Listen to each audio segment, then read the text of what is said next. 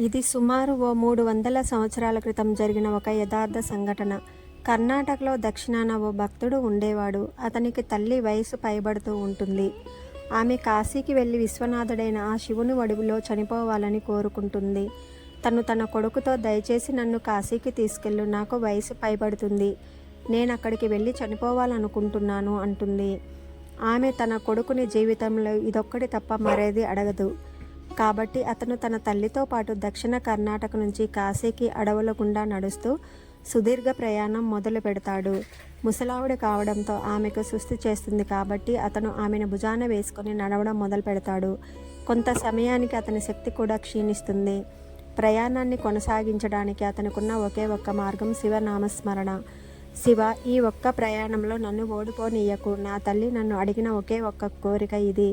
దీన్ని నెరవేర్చనివ్వు. నేను తనని కాశీకి తీసుకెళ్ళాలి. మేం అక్కడికి వస్తుంది నీకోసమే కదా, దయచేసి నాకు బలాన్ని ఇవ్వు అని వేడుకున్నాడు. అలా నడుస్తుండగా అతనికి వెనుక నుండి వస్తున్న ఓ ఎద్దుల బండి గంట శబ్దం వినిపిస్తుంది. ఆ పొగమంచులో నుండి ఓ ఒంటెద్దు బండి వస్తూ కనపడుతుంది. కానీ ఒంటెద్దు బళ్లను కేవలం చిన్నపాటి ప్రయాణాలకు మాత్రమే వాడతారు. అడవుల గుండా సాగే సుదీర్ఘ ప్రయాణాలకు ఎప్పుడూ కూడా జోడెద్దుల బండిని వాడతారు. కానీ మనం బాగా అలసిపోయినప్పుడు ఈ చిన్న చిన్న విషయాలు పట్టించుకోము. ఎద్దుల బండి దగ్గరికి వస్తూ ఉంది, కానీ పొగమంచు వల్ల బండి నడిపే వ్యక్తి ముఖం చూడలేకపోయాడు. అప్పుడు ఆ భక్తుడు, మా అమ్మకి బాగోలేదు, ఖాళీగా ఉన్న మీ ఎద్దుల బండిలో మమ్మల్ని ప్రయాణించనివ్వండి అని ప్రాధేయపడతాడు. అతను సరే అని తల ఊపుతాడు. ఇద్దరూ బండి ఎక్కుతారు. బండి ముందుకెళ్లడం ప్రారంభిస్తుంది.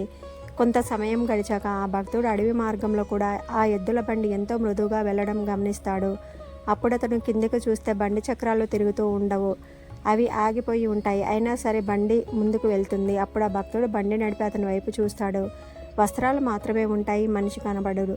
తన తల్లి వైపు చూస్తాడు. తన తల్లి, మూర్ఖుడా, మనం ఆయన వద్దకు చేరేశాం, ఇక ముందుకెళ్లాల్సిన అవసరం లేదు, ఇదే ఆ చోటు, ఇక నేను వెళ్తాను అని అక్కడ శరీరాన్ని వదిలేస్తుంది. ఆ ఎద్దుబండి ఇంకా నడిపి అతను మాయమైపోతాడు. ఇంకా అతను గ్రామానికి తిరిగి వస్తాడు. అందరూ అతను చాలా తొందరగా వచ్చాడు, తన తల్లిని కాశీకి తీసుకెళ్ళుండడు, ఆమెను మధ్యలో ఎక్కడో వదిలేసి ఉంటాడు అనుకున్నారు. వాళ్ళు అతన్ని, మీ తల్లిని ఎక్కడ వదిలేసావని అడుగుతారు. అతను, లేదు, మేము వెళ్లాల్సిన అవసరం లేదు, ఆ శివయ్య మా కోసం వచ్చాడు అంటారు. అయితే మాకు నిజంగా ఆ శివయ్య మా కోసం వచ్చాడు అనడానికి రుజువు ఏంటి? ఆయనను నువ్వు చూసావనడానికి రుజువు ఏంటి అని అడుగుతారు. అప్పుడు ఆ భక్తుడు, నేను ఆయన్ని చూడలేదు, ఆయన్ని కప్పి ఉన్న వస్త్రాన్నే చూశాను అంటాడు.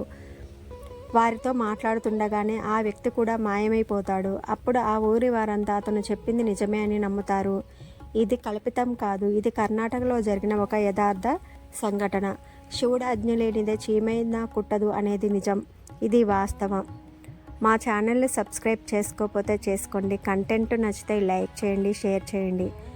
Devotional facts and cooking videos కూడా ఉన్నాయండి. Thanks for watching.